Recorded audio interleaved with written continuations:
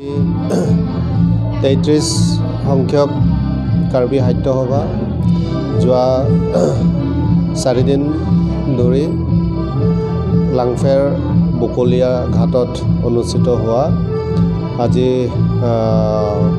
সমাপ্ত হৈ গৈছে। ইতিমধ্যে গণসমাৱেশ যি আছিলে সেইখিনি সমাপ্ত হৈ গ'ল। গতিকে কাৰ্যসূচী মতে শেষৰ এটা কাৰ্যসূচী আছে, এইটো হৈছে সংস্কৃতি সন্ধিয়া। তো সংস্কৃতি সন্ধিয়া অনুষ্ঠান এইটো খন্তেক পিছতে হ'ব। গতিকে খুবেই আমাৰ লাংফেৰ ৰাইজে আনন্দিত হৈছে, যিহেতু বহুত বছৰ পিছত পুনৰ এনেধৰণৰ এটা বাৰ্ষিক অধিৱেশন যি কাৰ্বি সাহিত্য সভা উদযাপন কৰিবলৈ সক্ষম হৈছে। লাংফেৰ ৰাইজে আনন্দিত আমি অনুভৱ কৰিছোঁ। কাৰণ আগত 2004 চনত যেতিয়া 16 বাৰ্ষিক ৰাজাপথাৰ এটা খেলপথাৰ ৰাজাপথাৰ খেতিপথাৰত তাত অনুষ্ঠিত হৈছিলে ঋতুভিত্তিত। তেতিয়া চুমৰহাং দেৱ তেওঁ নেতৃত্ব লৈ তেতিয়া 2004 চনত 16 বাৰ্ষিক কাৰ্বি লামে-দামে অধিৱেশন হৈছিলে। তাৰপিছত এতিয়া ইতিহাস বুলি ক'ব লাগিব, প্ৰায় 21 বছৰ পিছত পুনৰ এনেধৰণৰ কাৰ্বি সাহিত্য সভা আমি উদযাপন কৰিবলৈ পাইছোঁ। গতিকে আমি লাংফেৰ ৰাইজে খুবেই আনন্দিত।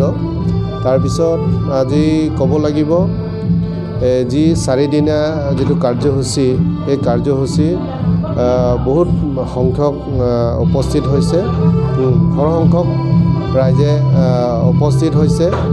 আৰু কাৰ্বি আংলং সমগ্ৰ কাৰ্বি আংলঙৰ প্ৰায় 40খন শাখাৰ তেওঁলোকে আহি ইয়াত অংশগ্ৰহণ কৰিছে। আৰু প্ৰায় ডেলিগেটছ হিচাপে 500 ওচৰৰ তেওঁলোকে ইয়াৰ অংশগ্ৰহণ কৰিছে। গতিকে বাঢ়ি আছে কাৰ্বি সাহিত্য সভাৰ যি শাখাসকল আছে, শাখাসকলে তেনেধৰণে নিজৰ জাতিৰ যি ভাষাৰ কাৰণে তেওঁলোকে বজাই ৰাখিবলৈ কাৰণে তেওঁলোকে যিটো প্ৰচেষ্টা চলাইছে যথেষ্ট আগবাঢ়িছে, সেইটো আজি প্ৰমাণ হিচাপেও ক'ব পাৰিছোঁ। সেইখিনি আছে।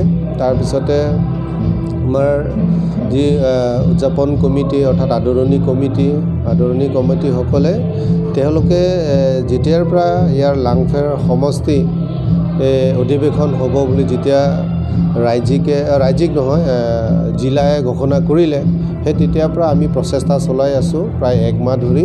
গতিকে এইটো যি কষ্ট কৰিছে ৰাইজে, কষ্ট কৰা ফল আমি পাইছোঁ।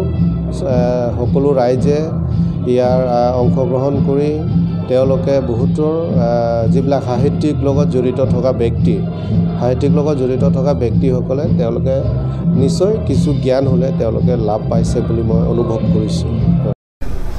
যিটো কাৰ্বি লামে-দামে তেওঁলোকৰ শাখা আছে, ব্ৰাঞ্চ আছে, সেই শাখাবিলাকৰ তেওঁলোকে এলটমেণ্ট লাগে বুলি কৈছে, মাটি পতা লাগে। মোৰ লগতো ঘূৰাই দিছোঁ,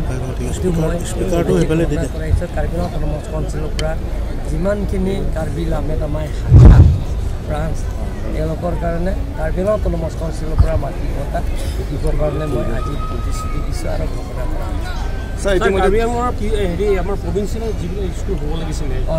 আমি 2016 আগত সেইটো প্ৰভিন্সিয়েলাইজ যিটো হ'ব লাগে সেইটো আমি কৰি আছোঁ। যিমানখিনি প্ৰভিন্সিয়েলাইজ হোৱা নাই সেইটো কৰিবৰ কাৰণে মই চেষ্টা কৰি আছোঁ আৰু কাম কৰি আছোঁ। লক্ষণ গগৈৰ বিৰুদ্ধে কি ক'ব বিচাৰোঁ? তেখেতে আপোনাৰ মই নাজানো, অখিল গগৈ এইটো ডাঙৰ নেতা হয়, মইতো সৰু আপোনালোকে জানে, মইতো সৰু মানুহ। অখিল গগৈ ডাঙৰ নেতা হয়, মইতো সৰু মানুহৰ আৰু ডাঙৰ মানুহৰ কথা কি ক'ব? তেওঁ যি ক'ব কৈ থাকক। বহুতখিনি অভিযোগ আনিছে, অভিযোগ আনক, তেওঁৰ কথাই।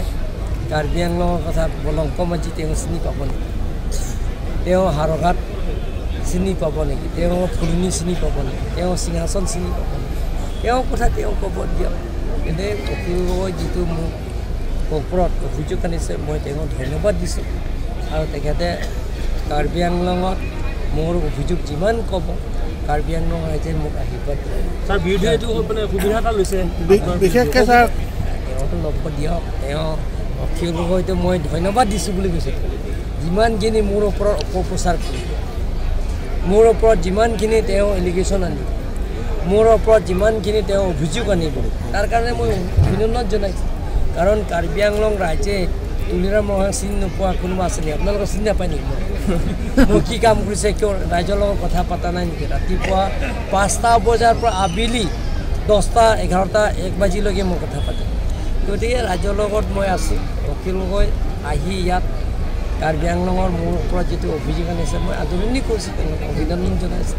এনেধৰণৰ যিমানখিনি অভিযোগ আনিব ৰাইজে মোক নগৰ সমিতিৰ নিৰ্বাচন কেনেকুৱা কি হ'ব?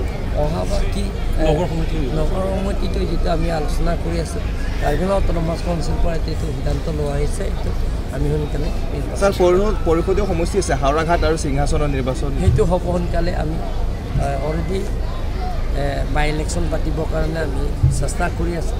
আৰু হাৰঘাট পৰাটো কথাটো আপোনালোকে জানে, ধনসিং ৰংপিও আছে, ৰিজাপিয়াৰাও আছে, চাৰ্লিংটি আছে। ছাৰ মুখ্যমন্ত্ৰীৰ লগত আপুনি বিদেশলৈ গৈছিলে, কিবা কাৰ্বি আংলঙৰ বাবে ভাল খবৰ ছাৰ?